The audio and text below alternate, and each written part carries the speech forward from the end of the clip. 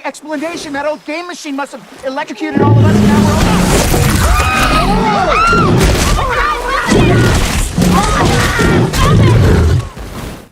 Let me tell you about a wild piece of America's food history that feels like it's straight out of a fantasy book.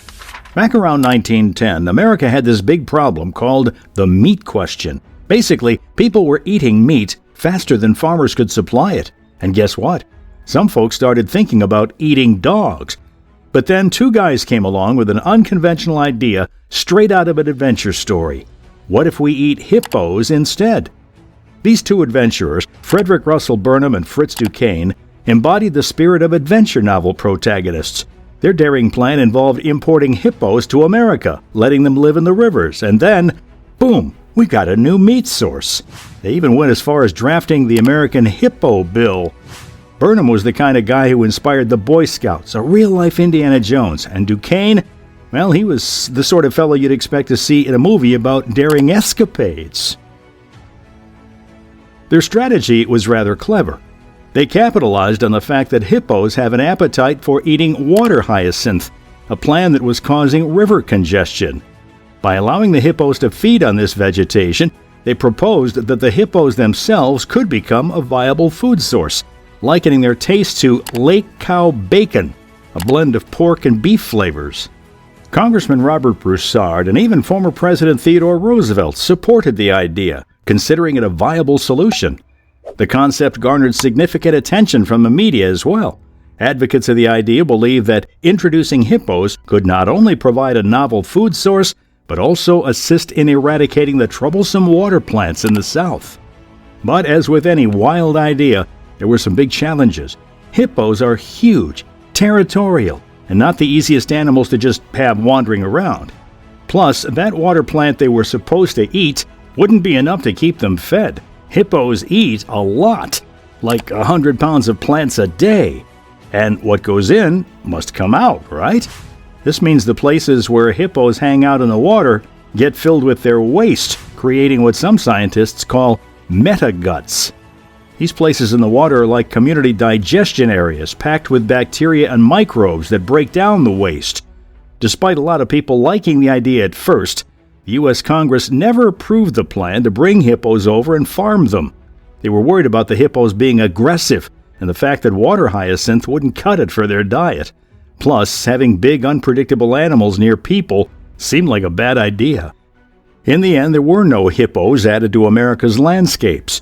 The country found other ways to deal with its meat supply problem, leaving the idea of eating hippos as just a weird story from the past.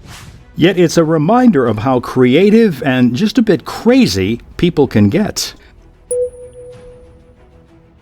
When it comes to hippos and their place in the animal kingdom, these fascinating animals are more than just impressive to look at. They're special in the world of animals because of their unique way of life and their surprising family. It's hard to believe, but their closest relatives are not big land animals, but whales and dolphins in the water. This connection goes way back to an ancestor they all shared around 55 million years ago, which links hippos to a group called Cetacea. This group is part of a larger family that includes animals with even toes, like deer and giraffes. There are only two types of hippos left today, the common hippo and the smaller, harder-to-find pygmy hippo. These water-loving mammals have cool features that help them live mostly in water. Hippos possess unique adaptations that allow them to thrive in aquatic environments. Their eyes, ears, and nostrils are positioned on the tops of their heads, enabling them to stay underwater while maintaining the ability to see, hear, and breathe. They can seal their ears and nostrils when submerged, rendering themselves almost completely watertight. Despite their formidable appearance and occasional aggressiveness, hippos are primarily herbivores, consuming only plants. When the sun sets, they come out to eat grass, consuming an impressive amount of up to 150 pounds per night. While grass constitutes the bulk of their diet, they also feed on water plants and occasionally indulge in fruits they encounter. Hippos have a special way of spreading their poop. They spin their tails fast, flinging it everywhere.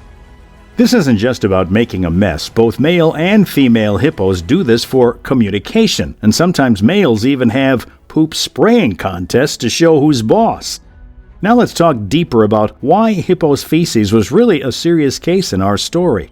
When they're just hanging out in the water, they're not just cooling off. They're actually turning the water around them into what some smart people call a meta-gut, as we earlier said. It's like a big watery space where all their waste gathers and becomes home to a bunch of bacteria and tiny organisms that break it all down. This process isn't just contained to one spot, it spreads, it affects the whole area around them. The process of digestion in hippos leads to the production of methane gas, contributing to the issue of excessive methane levels. Methane is a potent gas that can pose environmental challenges when presented in large quantities. On the other hand, the breakdown of waste by hippos illustrates the significant impact they can have on their environment. Hippo dung contains nutrients that can fertilize aquatic plants and promote the growth of algae. This can contribute to the overall health and productivity of the ecosystem, supporting a diverse array of organisms. Researchers, including a team from the University of Florida, are delving deep into the study of hippo waste and its effects on their habitats. They're particularly interested in understanding how this waste alters the nutrient composition of the water and influences the well-being of the microscopic organisms residing there. This research is really important because it helps us see the bigger picture of how everything in nature is connected. Hippos usually eat on land at night and then take their bathroom breaks in the river during the day. This means they move nutrients from the land to the water, helping to feed fish and insects and supporting the river's food web. Everything from what hippos eat to how they handle their business is crucial for keeping our waterways healthy. So when we think about hippos and their daily routines, it's not just about them munching on plants and lounging in the water. It's about recognizing their role in the ecosystem and how they're a key part of the natural world around us. Even though hippos are huge, not many animals dare to mess with them because of their size and strength. Only the most audacious predators like lions, hyenas, and crocodiles may attempt to prey on young hippos. Adult hippos, equipped with powerful jaws and formidable tusks, are tough adversaries, deterring most potential threats. Their imposing presence and defensive capabilities make them a force to be reckoned with in the animal kingdom. Being in the water a lot also keeps them safe from many dangers. However, humans pose the greatest threat to hippos through activities such as hunting and habitat destruction. An unusual event occurred at Masai Mara in Kenya when a lioness decided to approach a resting hippo, but things didn't go as planned. Feeling threatened, the hippo didn't just stay put, it went after the lioness. Despite their massive size, hippos are surprisingly agile on land and possess impressive strength. In this instance, the hippo swiftly seized the lioness by the neck and tossed her about, demonstrating its remarkable power. Fortunately for the lioness, she managed to escape, likely realizing the wisdom of avoiding hippos in the future.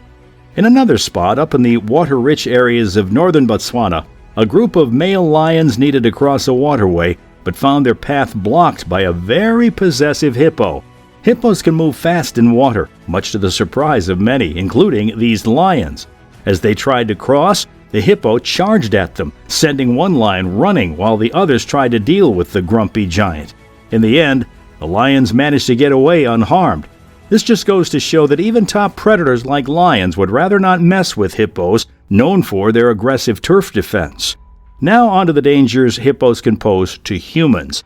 In Malawi, a tragic event occurred when a hippo struck a canoe on the Shire River, flipping it over. This canoe had 37 people on board, heading to their farms. Sadly, this incident resulted in the death of a 1-year-old child, and 23 others were missing, feared dead.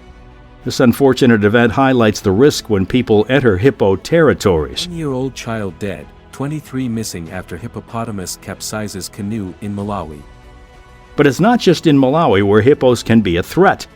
Tourists in other places have also faced similar danger, like Christine Yaldor, a 37-year-old visiting Zimbabwe, got attacked by a hippo while canoeing on the Zambezi River at Victoria Falls. She was seriously injured and needed to be flown to a hospital in South Africa.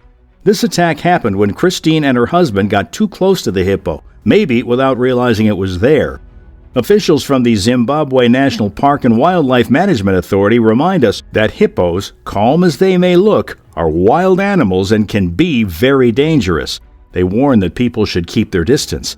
Tourists often want to get up close to hippos to snap pictures or just see them better. But that's risky. Hippos can suddenly lash out. That's why it's important to listen to guides and avoid getting too close to waters where hippos hang out. Even though people living near hippos usually know how to be safe around them, sometimes unexpected and tragic accidents happen. This brings us to a wild story from Colombia about the cocaine hippos. They are the descendants of 4 hippos originally brought over by Pablo Escobar for his private zoo. After Pablo passed away in 1993, these hippos made themselves at home on his big estate, Hacienda Nápoles, and their numbers have shot up. Now there are about 170 of them, and some estimate there could be up to 1,000 by 2035. That's quite a large population. Given their substantial size, territorial marking behavior, and the waste they deposit into the water, they're beginning to pose significant challenges for the area's plants and animals. The Colombian government has rolled up its sleeves and come up with a plan to deal with the growing number of hippos. One key part of this plan is sterilization, using a vaccine called Gonacon to stop them from having more babies. They're also thinking about moving about 70 of these hippos to places like India and Mexico. Send as many as 70 cocaine hippos to India and Mexico. These are descendants of the hippos domesticated by the drug lord Pablo Escobar. As a last resort, euthanasia or mercy killing is also under consideration. But this whole operation isn't easy or cheap. Just sterilizing one hippo requires a bunch of experts, takes hours, and costs a lot, around 40 million pesos, which is equivalent to about $10,000 for each hippo. This situation highlights the tricky challenge of handling an invasive species that's gotten mixed up with the local ecosystems and communities. Interestingly, some locals have begun to perceive these hippos as a part of their natural wildlife, adding another dimension to the situation. The primary objective here is to reduce any adverse environmental impacts and ensure public safety, all while carefully considering the appropriate approach to wildlife management. The most important priority is to safeguard these gentle giant creatures and preserve their habitats to ensure their presence for future generations to witness. By protecting hippos, we're not only preserving these remarkable animals, but also maintaining the richness of biodiversity on our planet. This conservation effort is super important for maintaining ecological balance, allowing us the opportunity to appreciate and cherish the diverse array of life Earth has to offer.